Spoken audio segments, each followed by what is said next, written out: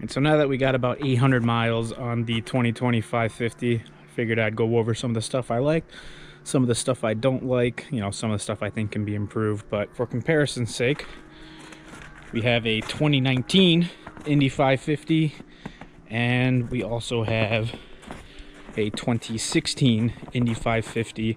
Really the only thing that's changed in those years, the 2016 came with a pretty basic gauge cluster. And if we go over to the 2020, you'll see that they've updated it to the new digital gauge. It's also on the 2019 as well. But I figured we'd just go over some of the basic stuff that I really like on it. As far as all the technical stuff, or all the specs and all that, just go on the website and take a look at that. I figure that's easy enough for you guys.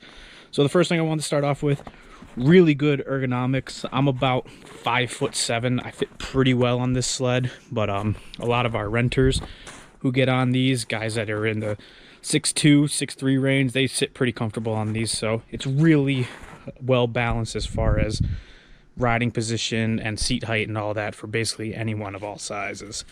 The other thing I really like is the track. For what it is, it actually hooks up pretty well. I don't know if you can see the lug there. It's a Camso Shockwave. It's just under an inch for lug height, but I haven't had any issues with it hooking up in any of the snow around here. The other thing I really liked on this sled, really simple controls. You know, everything is just really basic. So if you're a beginner rider, it's not that hard to figure out to get through everything. The other thing I really liked about this, got a hookup for your battery charger right down on the bottom.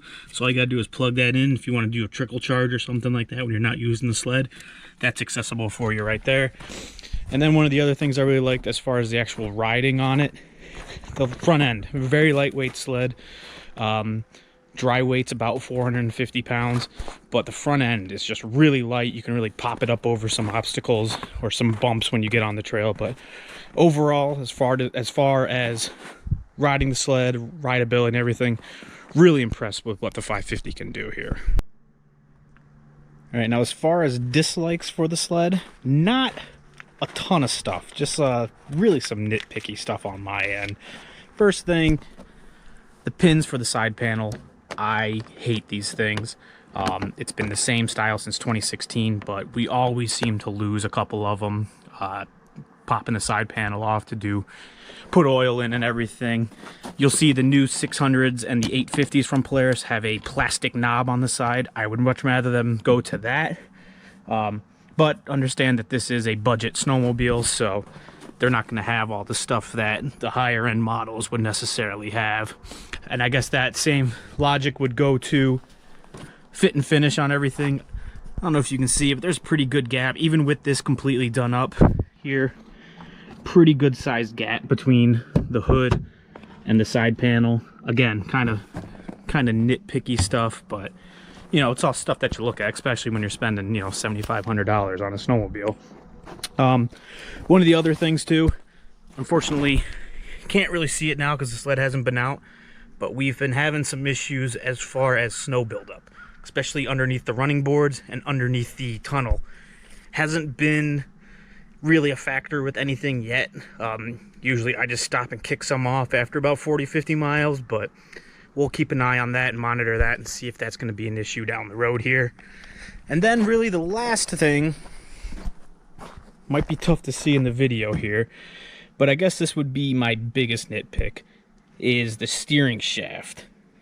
I don't know if you can see it flex a little bit, but when you get into some of the bigger stutter bumps and everything, really start to feel that flexing.